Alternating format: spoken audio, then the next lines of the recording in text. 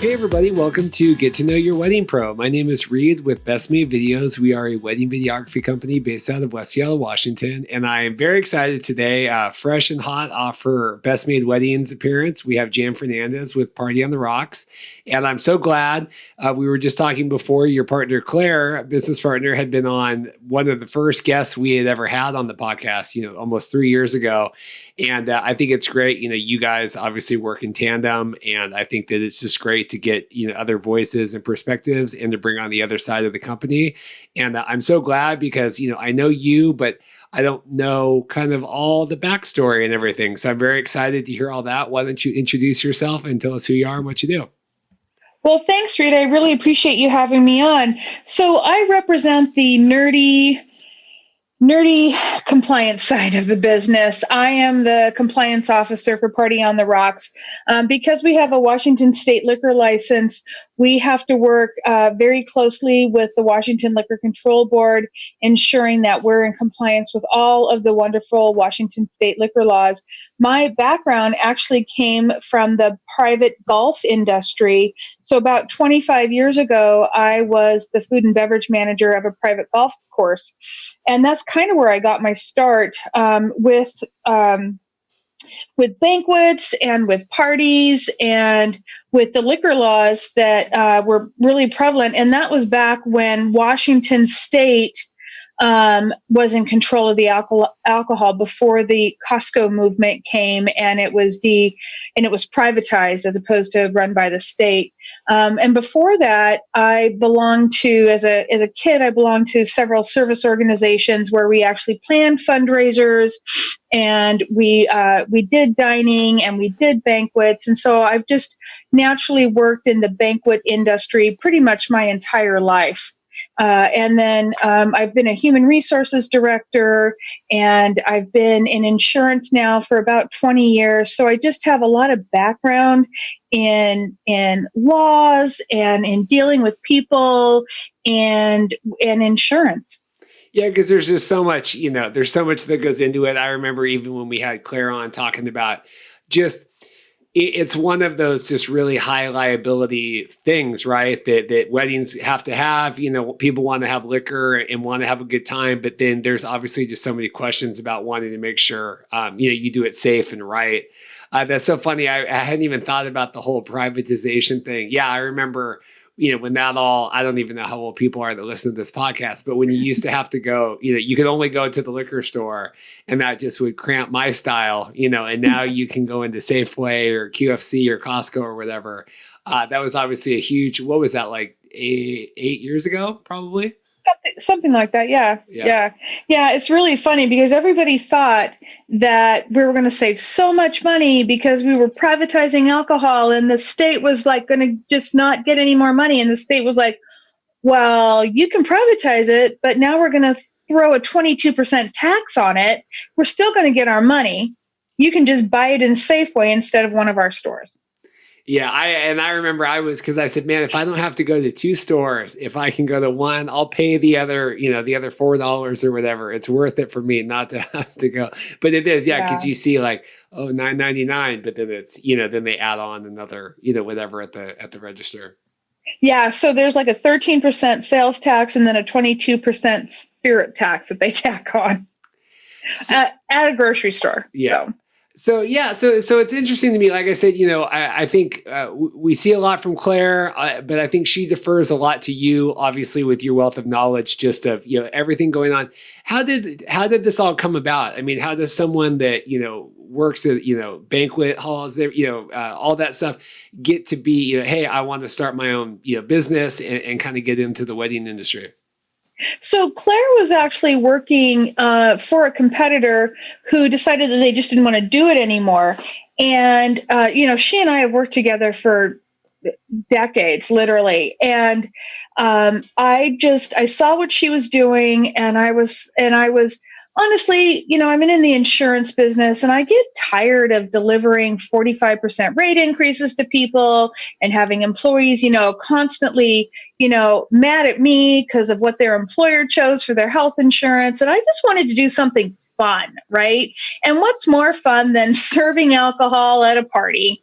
And so, I'm really good at organization, and she's amazing at sales.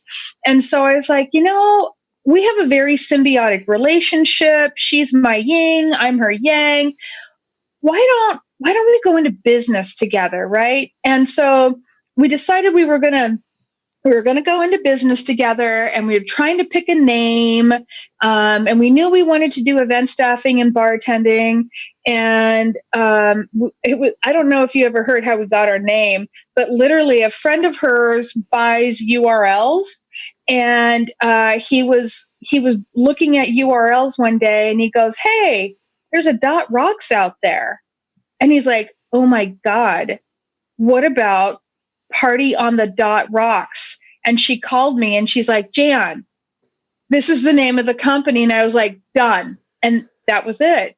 That's how we got our name, was Party on the Dot Rocks. And so, but then it was kind of like, who does what? And we were both trying to answer emails, and we were both trying to like be the first to get to the customer. And like, when I would answer an email, I would be all like, blah, blah, blah, blah, blah. This is your price, blah, blah, blah, blah, blah. And Claire would answer an email with, "Congratulations, we're so excited about your new party." And so she called me and she said, "Okay, look, you deal with the insurance, you deal with everything that has to do with compliance. Let me deal with the client." So I quickly learned that I was the nerd, and I needed to just make sure everything we did was legal and let her deal with being happy and, making everybody happy. And so it's worked out really, really well. Yeah, what was that transition? Well, and I know you still are obviously on both sides, but transitioning into, like you said, that an industry that's a little bit more, not like laid back, but I mean, the wedding industry is a little bit more rosy colored and stuff. Where maybe if you had been on the corporate side for a long time, was it fun to get to kind of express more of that kind of joy and everything? What was it like, kind of walking into that world? Well, having come from the corporate insurance side of things, it is so much fun to go to a wedding, right? I mean, like I said, I came from a private country club, and that's where I got my F&B experience. But a lot of times people were there, they were upset that they didn't have a good golf game, or they were in a fight with their wife. But man, you go to a wedding and everybody is happy, and it's a huge celebration. And the stories that you get to hear coming out of the couples, it's like how they met, or whose dad did what, or just anything like that. It's so much fun, and everybody's there to have a good time and celebrate love, and the energy is just kind of overwhelming sometimes. So it was fun though. You like that? You like that energy? Mm, I do. It's a good vibe. And so obviously, were you still dealing with stuff on the insurance side? Do you enjoy, is it kind of a reprieve sometimes to obviously not right now. There's a lot of stuff going on that, in weddings, it's a little bit more challenging. But I mean, on a regular basis, do you enjoy that different kind of stress and problem solving that you have to do on that end? Yeah, I really do. I mean, even now with, the challenges that everybody's facing, to be able to go into a wedding and, make it happen, right? And let those people, because I mean, the parties are great, but you're there to celebrate two people's love for each other and to unify them, for whatever reason, and we can go down the political side of, the tax break implications, or I need to get on her health insurance because I'm turning 26 and my parents are kicking me off their health insurance, or whatever the case may be. The fact of the matter is people want to get married, and there's a reason why they want to get married. And so that part is really fun. And then to see the planning that couples put into things, like the little details that they do with their little gifts and the little stir sticks that they've got for their cocktails. And, they create their own little signature cocktails that we get to batch and pour. That's always a lot of fun.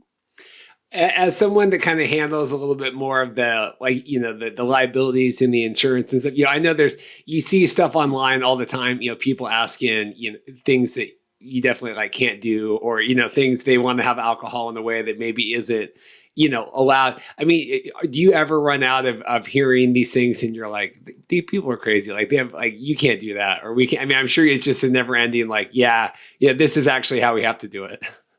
Yeah, it's difficult, right? Because it's a party. And so, we do things like we train our bartenders in wedding etiquette, right? Because there's really gentle, soft ways to say you don't want to be that guy, right? This is a wedding, guys. So, we do things like it's a marathon. It's not a sprint. You got 5 hours. We'd like you to be here in 4 hours from now.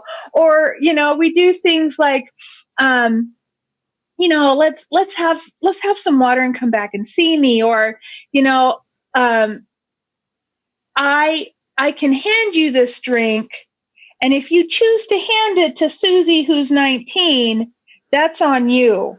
I have handed it to you and my liability is off. So honestly, what I have to be able to do, or any of my bartenders have to be able to do, is to prove in a court of law that we handed that drink to somebody who was sober and over the age of 21.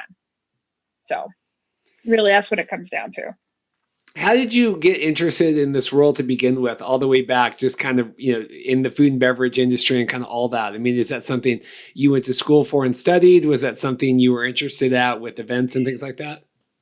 Well, so like I said, when I was a kid, I was involved in some organizations that did a lot of fundraising, and so that was always fun to me. And I used to, when I was in high school, I took a fashion merchandising class, and we put on fashion shows, and that was fun. Producing a fashion show was a lot of fun, and we competed in high school fashion show competitions, believe it or not, and we won because we were that good. But as I grew up, it was just, I always loved planning parties, and I always loved hosting things. And like even my backyard is set up for a party. Like I've got, the pool and the hot tub and the deck and the fire pit and, the ability to serve drinks and all that kind of stuff. I just love having people around and the energies that come from parties and people just having fun and relaxing. And I guess when I honestly answered an ad for this well, it wasn't even a food and beverage manager. It was the front desk clerk at a private golf and country club, and I saw what it was like, and the position opened up, and I applied for it, and I got it. So it was a lot of fun. What was challenges, obviously doing it's always different when you're, managing things as part of a company versus managing things as part of your own company. Were there some struggles or things that you didn't anticipate, when you guys went into doing it on your own, that people could learn from, like stuff that maybe you thought would have been easier, or things that were more challenging? I would say educating the client on dram shop law. And a lot of people don't understand what that is. It's not in every state. It's only in about 43 states, and it varies from state to state. But essentially, it puts the liability on the sober person, the person who's serving the drink or hosting the party, as opposed to the person who's actually taking the drink. So um, getting brides to understand that just because we're serving the alcohol, yes, that removes a big part of the liability because we're the mass 12s. We're also the ones that are going to have to, step in and potentially, ask a guest not to take another drink, or, even if necessary, shut the bar down. And it's not because we want to be the bad guy, but we need to remove the liability from the parties who would be at fault if something were to happen. How do you stay up to date on all the different things? Is it just constant? Like, I know we had talked about on the Best Made Weddings podcast. So you're talking with the liquor control people, and you're talking with these people and those people. I mean, is it just constantly trying to make sure that you're up on the latest? And how do you, organize all that in your head of what like you're even talking, numbers and things. How do you keep all that going? I don't know. I just do. No, I actually, I get feeds from the liquor control board. In fact, last year, so there, and I can't remember the drink because I've only served it once. And then 2 months later, this notice came out. It's a Korean spirit of some sort. It's a wine of some sort. And the alcohol content is so high, you now have to have a different permit in order to serve it. So not just a mass 12. And forgive me, I can't remember off the top of my head, but I got this notification, and it was literally 2 months after I served it at this baby's first birthday party. Because that's when you pull out the really heavy, the hard liquor, you know. Oh man, that I got to tell you, it was the equivalent of a wedding. The flowers had to be $10,000. It was crazy. It looked like I was walking into a wedding, and there was this 1 year old baby. So anyway, it was pretty funny. But I do a lot of reading. I talk to my liquor control officer probably 3 times a month just to make sure that we stay up on everything. And I talk to the customer service manager at the liquor control bar on a regular basis.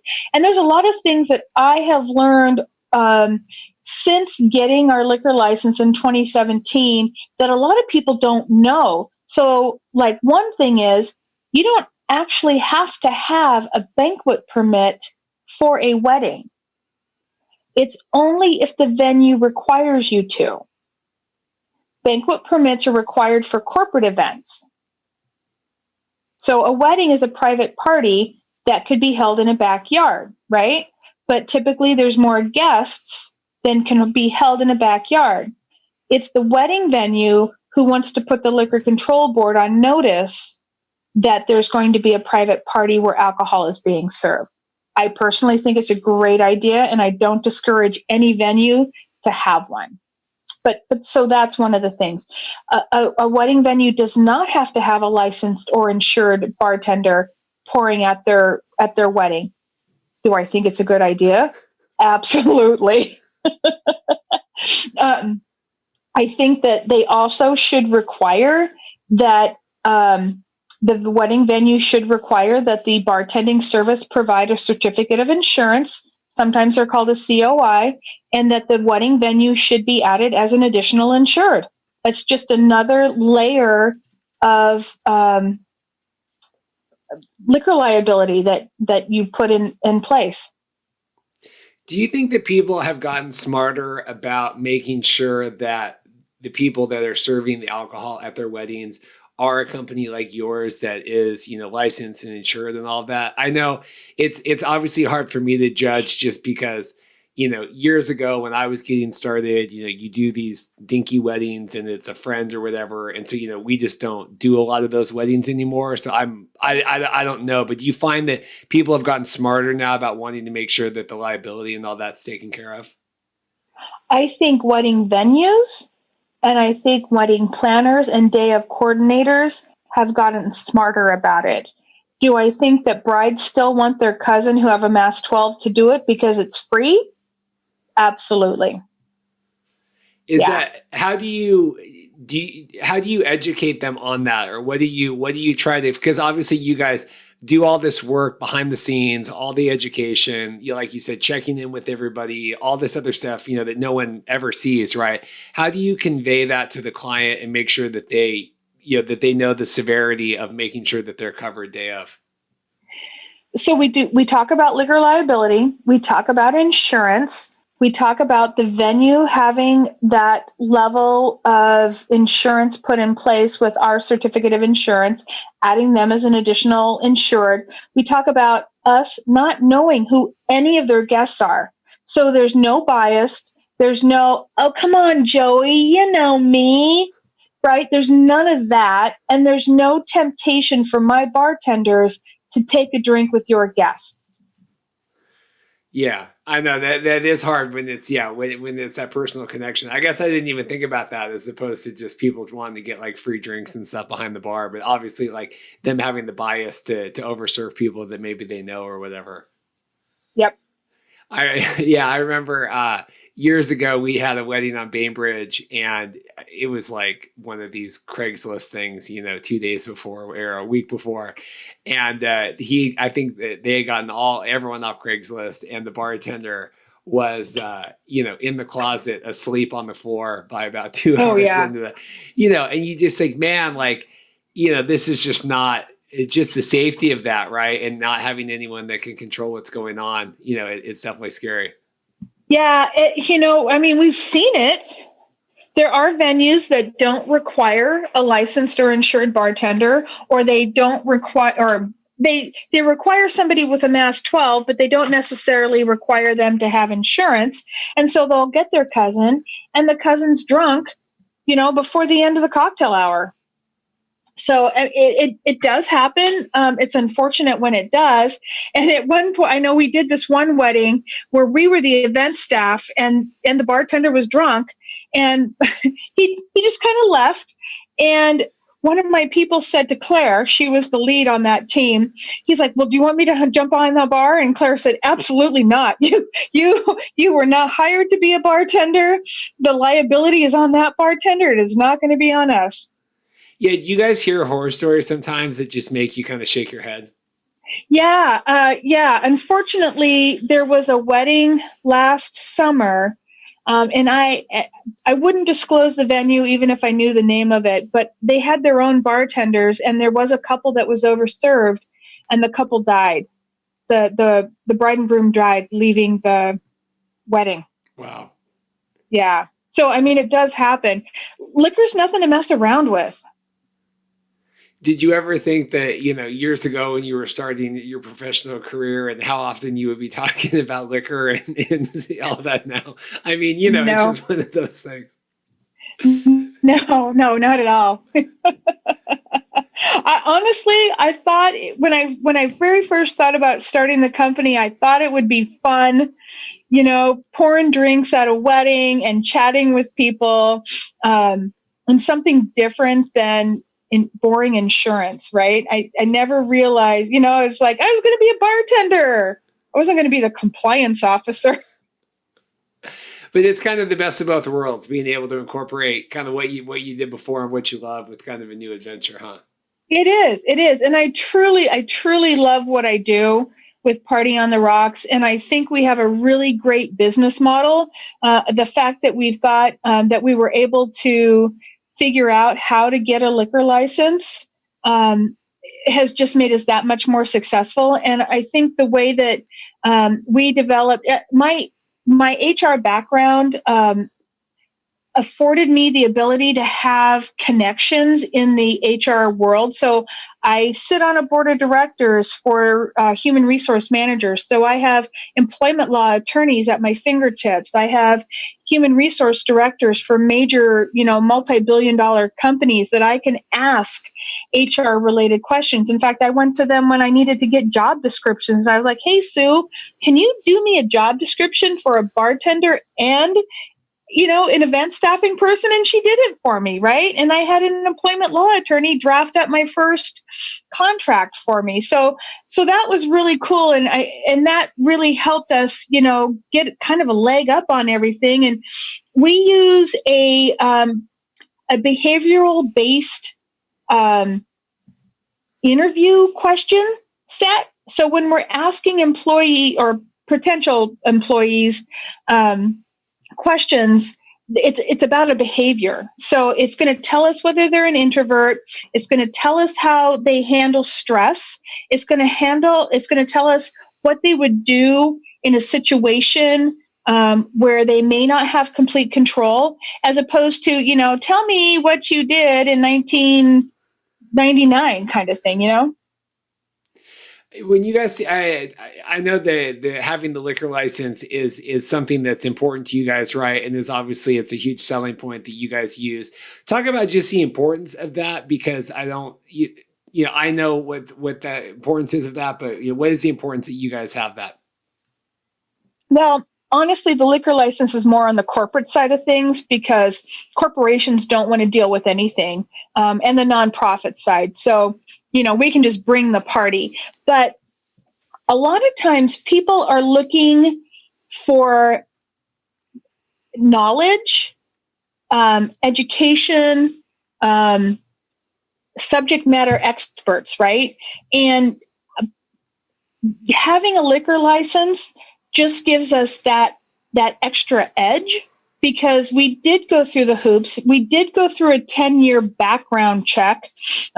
Claire, we got our liquor license in 2017, and Claire was 23 at the time. So her background check went back to when I think she was like 13 years old or something like that, right? It's an ordeal to go through, and so it gives us that much more credibility, I guess. What's interesting to me is, I think we started, both, all of us, kind of around the same time. I know that we were next to each other at the wedding show however many years Right. ago, and then now, and being sponsors of the show and everything. And to see, I think, just the positive growth that we've both had over the last 5-6 years. What do you attribute just that being visible now, right? And being one of, I would think, like, when people are posting online, and one of like the only people, or the top whatever, that get tagged, and people referring you guys and the name, and how, what do you attribute that to, in the success over the last few years? So most of our marketing efforts, especially in the beginning, was really networking. We found the networking groups to join, and we went to the meetings. We became involved. We got to know who the wedding coordinators were, who the planners were, who the venues were, who the caterers were that didn't have event staffing. And we made sure that we hired employees that were going to represent us. And we put those people in place, and we found our first lead is Kadena Rowland. She was the first person we hired, and we made sure that if Claire or I couldn't be at an event, that Kadena was at the event, because we wanted to make sure that the event that Party on the Rocks was at was representative of Jan and Claire, right? And we just built a reputation on being it. It's just interesting, because I do think we have a similar just mindset where, there's plenty of guys and girls, in the videography industry that, you're just somebody with a camera, right? You go do whatever. And I think in your way too, there's plenty of guys and girls that, are bartender or serve drinks or do that. But, I always wanted to have it, it just feel more of like a company, right? Even if, ultimately it's still just me and, a couple yokels running around, behind the scenes. And I think you guys are probably a little bit more well-defined, than with everything else that you guys have to worry about. But I just appreciate having that mindset, right? Of being like, just kind of elevating it from the get-go, and just making it, obviously, be perceived a certain way, and then rise to that occasion, and then exceed that. Do you feel that is how you look at it? Yeah, it was really funny, because when we started, really, it was Claire and I and Kadena and probably 4 friends and relatives, and we were booking, and then Claire said, "Oh my gosh, Jan, like, I think we need to hire some more people." And I said, "Okay, well, we'll go start interviewing some more people." And Claire does not do any of the interviewing. She refuses to. She tries, and she'll just hire anybody. So we don't let her do any of the interviewing. So it's either, now we have a recruiter, but in the beginning, I did all of the interviewing. And we got up to like 12 people, and we were good, and we were rolling. And then we got more popular. And then she said, "I think we need to hire some more people, Jan." And I said, "Okay, well, I'll get on it. How many do we need? I need a number, right? Because I need to go out there, and I need to market the company." And so we hired probably, I don't know, 4 or 5, and we got up to like 22. And then I remember we were at a guild meeting, and, we were the sponsors that night. So we got to go up, and we got to introduce ourselves. And we said, "And we have 22 employees." And everybody was like, "Oh my gosh, you have 22 employees." We have 57 employees now.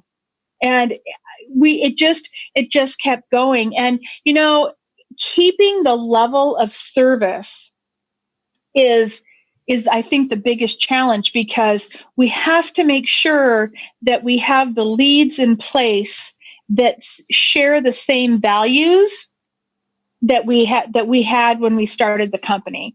And I think we do a pretty darn good job of it.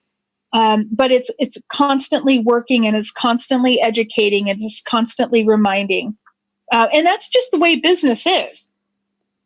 Yeah, it's just interesting because, I don't, I would never want to point that out with anyone that like, like me, like I was like faking it or whatever. But I think a lot of people don't realize that everybody kind of starts the same way for the most part, right? And it really is um, trying to kind of put up a front while you're figuring it out. And the smart people figure it out, and they don't, let the cracks show until, the foundation or whatever is built. And then some people, but, it's that balance of, really be putting in the support beams, but also like, pretending like you are what you want to be eventually. It's that. Yeah. But I just think a lot of people don't realize that most people are kind of in that boat. Yeah, no, I completely agree. I have to give a lot of credit to Claire, though, because I don't I don't think Party on the Rocks would be Party on the Rocks unless it was Jan and Claire. I really don't. We needed each other's strengths to create what we've created, and you know, her strengths are my weaknesses and vice versa. So we have a complete set, right? So now we're doing the bartending, and I know with the event staffing and everything, do you feel like you guys being able to offer a multitude of things now that you're more kind of an all inclusive service for kind of what you guys are trying to do? Like, Yeah. how does that work, and what was the mindset behind kind of wanting to expand to all, than just like serving drinks or whatever? Well, I mean, since the beginning, we when we named ourselves Party on the Rocks Event Staffing and Bartending Service, we wanted to make sure that we had the event staffing piece in there as well, because we didn't have the liquor license when we first began, and so our margins were not as large as they are now, right? Liquor has a huge margin, and so we needed to make sure that we were able to do as much as possible and not just bartending. So we wanted to be able to work with caterers that were just drop and go. There are lots of caterers out there that just don't have the bandwidth to keep employees on tap for when they need them, or they can't get them. And so we wanted to be that team of people that could go in and work with those caterers. We wanted to be able to do the people that do the private parties at people's houses. I got to tell you, I did a remodel on my house 2 years ago, and I grabbed every private client I could that was on Mercer Island, or out in Issaquah, or up in Snohomish, because I wanted to see what those $1 million mansions were like, so that I could like build my remodel around what they did. I wanted to see what they were doing. It's fun, and those people are just, most of them are lovely people. What's been the biggest surprise in terms of where you guys have seen the most growth? Is it doing, like you said, the private events, or doing the weddings or the corporate? I mean, what were you guys maybe not expecting to have so much success in, and you were like, wow, I'm really glad that we like really focused on, building that aspect of our business. Honestly, corporate. We have a major corporate client um, that provides 2/3 of our income right now, for the majority of the year. Wedding season is huge, as we all know. We have a very large venue out in Carnation, that they've outsourced all of their staffing to. So that's helpful. And we do, we're on many venues preferred lists for bartending services, and then caterers who are always looking for staffing. They're always looking to us for staffing. Yeah, it's so interesting how it just seems like a lot of vendors, right? Like, you either have wedding vendors that do corporate, or not at all, right? And it always seems like the ones, whether it's photographers or event planners or bartending or video, the people that, because like even right now where, everything's kind of blown out of the water, there's still like for me, there's still like corporate stuff, right? Where you would be, if everything just kind of imploded, it would be, it's good to really have that diversification with, your client base. Yeah, and well, one of the cool things is one of the associations I belong to called the health department, the state health department, to confirm that there could be meetings, and so there's no social gatherings currently, right? So there's no receptions after weddings, there's no food, no drink. But if you're having a meeting or an educational piece, you can have up to 25 people in a room as long as you're social distancing and you're following all the protocols. So corporate is still there. Is that something that you've really had to like mindfully work towards to maintain sure that you're maintaining all those connections on that side, or is it just has it just come about naturally? No, it's been a constant thought, and Party on the Rocks has had to, kind of regroup and diversify during these times. But we're doing it. What are you most proud about that you guys have accomplished in the last few years? Our reputation, our solid reputation. And what would I mean, if you had to, what would you say is people's perception of your reputation, or what do you think that is? Well, I mean, I read our reviews because I want to know what people think of us, and from a planner to a blown out of the water guest, not even the client. Like, I was a guest at this wedding, and these people were top notch. They were professional. They were fun to talk to.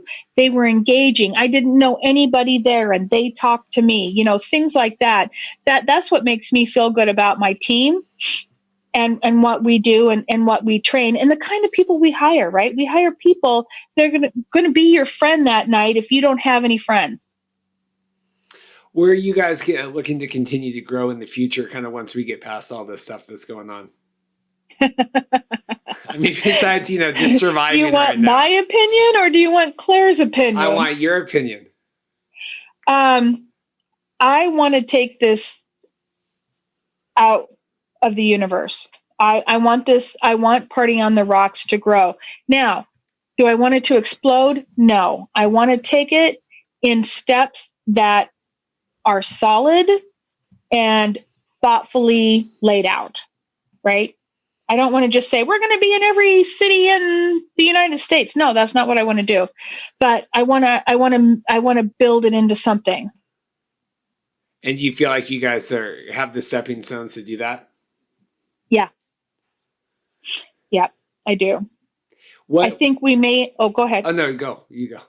Oh, I said. I think we may end up in the Chelan area soon, and Eastern Washington, where there's more resort communities. There's a lot of opportunity for. There's a lot of wedding venues over there, and there are a lot of high net worth homes over there, summer homes where people have parties. So I think that's a great opportunity for us. And we sort of have a holding position over there right now. So that's an area for us. I think Portland might be an opportunity for us as well. What excites you the most about kind of working on this stuff every day? Where do you find the most joy, in what you do? Figuring it out. Honestly, I am that's what I do. That's what my brain does, right? So I guess that's why I'm so good at insurance, because somebody puts a problem in front of me and I just have to figure it out. And, like we when we do our new hire orientations, people think that everything's going to be the same. And we say, no, every wedding is its own unique piece, right? And it's a brand new job you're walking into, and you're going to have to figure it out. We walked into one wedding, and there was, 5 cases of rum, and they were all handles, right? So it was enough rum for probably 400 people, and they had 80 guests. And then there was a bunch of juices under the bar. And the day of comes up to us and says, I don't know, but they want some sort of a rum punch. And so I looked at my counterpart and I was like, okay, figure it out. So we made this beautiful pink punch. So it's that, or the bride forgot the ice, or the bride forgot something, and you just got to roll with it. Yeah, it's like you said, it's problem solving, but kind of, you're really in the thick of it, right? You really gotta, you're the one that's on site, right? Sometimes trying to like figure out, you know, what's gonna happen next. Yep. Yep. What do you wish more people knew about you? This is the Get to Know your Wedding Pro podcast with Jan. What would you, as someone, people, know you guys, know the business, obviously the reputation and everything, but what do you want people to know about you? Wow. I'm a very kind-hearted person, but don't push me. What would happen if they pushed Jan? I would be scared to ask. I'll walk out. I'll push back. I follow the law. I have to, right? I can figure out how to work within it as best as possible. But if you blatantly, I don't know, don't want me to follow it, I'm a rule follower. You have to be. I have to be. My license is not worth your beer. Yeah, no, that was interesting. And when we were on the Best Man Weddings podcast, and you were talking, because we were talking about, you were at an event, and with I think it was like the mask enforcement. You said, if it's not going to happen, I gotta go because I gotta protect. We have too much on the line. And it is interesting right now. I had a conversation today with a mother and a bride, and there is not a lot of understanding about what is on the line for all the vendors that are working. And it is really interesting to hear these conversations now, but especially for you guys, and with everything else that goes along with liquor, and even just like managing personnel, right? I mean, it's a lot more on your guys' shoulders than there is like, me with a camera, like walking around. Like, you just have a lot more stuff that you really have to make sure is all in line. Yeah, I mean, especially like with the event staff, right? These guys are out there in the tables, right? And they're picking up your dishes that you've eaten off of, and they're picking up your glasses that you've drank out of. And, are you staying 6 feet away from my people? I don't know. Have you had 2 or 3 glasses of wine and your inhibitions are out the window? Probably. I just want everybody to be safe and to be here next year. Last question before we let you go. I want to know the best PG rated, interesting, alcohol related wedding guest story you can think of on the spot, because I'm putting you on the spot. PG, would that be calling the police on the father of the bride? That would be a good one. So it was a wedding. There were about 250 guests. It was in a government property, we'll say that, on the water somewhere up north. And there were myself and two other bartenders. They'd split us up. We couldn't see each other. Johnny Walker Black Label was the drink of the night. And we were doing fine in the beginning. And of course, as the evening progressed, it just got a little bit more elevated. And I was starting to ask people to take it easy. We were going from doubles to singles. And then that, of course, meant that I was cutting them off, and I couldn't see my other two bartenders. And so finally I texted them and I was like, okay, guys, we got to shut these bars down and we got to be at one bar, because they're just going to the other bar. They were the idea was to get the bride and the groom drunk. So people were taking drinks and just giving them to the bride and groom, which I didn't know about. I was handing him to somebody else. And the father of the bride came over and tried to be all chummy.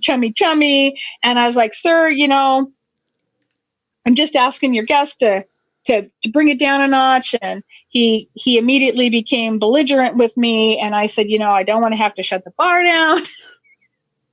And he said, "You're not going to shut the bar down." And he started to be combative with me. And I said, "Sir, you know, I'm really sorry. We're going to have to shut the bar down if your folks, can't just calm down and take it easy for a while and drink some water." And he said, I paid you to pour alcohol, and you'll pour alcohol until I tell you to stop. And I said, "No, sir, you did not. You paid me to control the alcohol consumption at your daughter's wedding, and that is what I am doing. And if you do not calm down, I will be forced to shut the bar down and call the police." And about 15 minutes later, I called the police, and there were 2 police officers on site, and within 5 minutes, there were 14. Wow. Oh, yeah. Oh, yeah. And don't push me, man. Don't push me. And the police officers stayed until all the alcohol was cleared. They escorted us to our cars on Monday. And I was in communication with Claire because she had to call the day of coordinator, and she had to call, whomever. And she called the day of coordinator on Monday.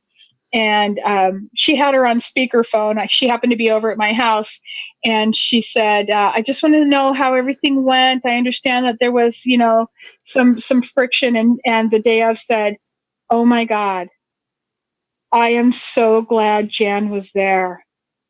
Nobody pushes her around, do they?" Claire's like, "No, she's not easily intimidated." No, yeah, absolutely.